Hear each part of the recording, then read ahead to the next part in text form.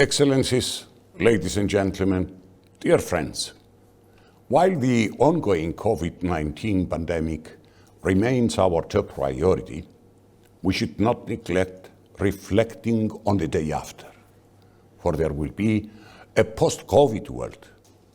The question is, what kind of world?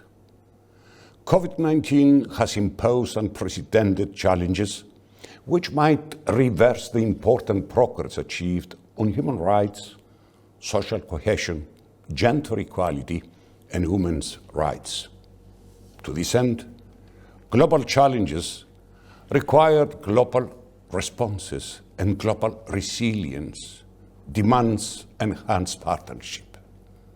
The current pandemic has revealed the dire need for more global cooperation to deliver universal access to treatment and vaccines.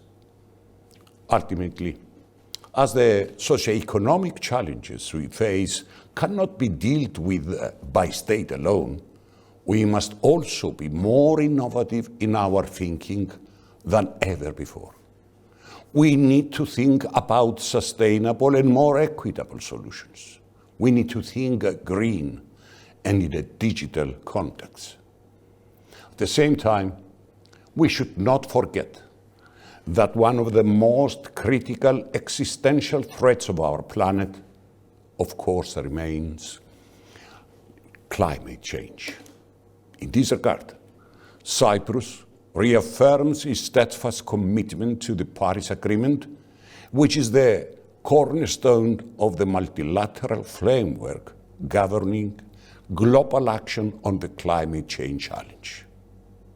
Please allow me to comment that as we are witnessing nations and international organizations struggling to adjust to the needs of our rapidly changing world, multilateralism comes to mind. In order to achieve multilateralism and lasting peace, all states should respect and abide to international law and avoid any unilateral actions which violate the UN Charter.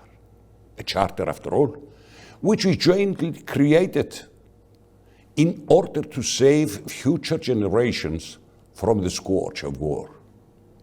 Effective multilateralism beyond narrow national interest, as well as international cooperation, is the only viable way to tackle the multiple and complex challenge of the 21st century. The Paris Peace Forum is one such innovative contribution to our collective efforts, and for this, France and President Macron should be highly commended.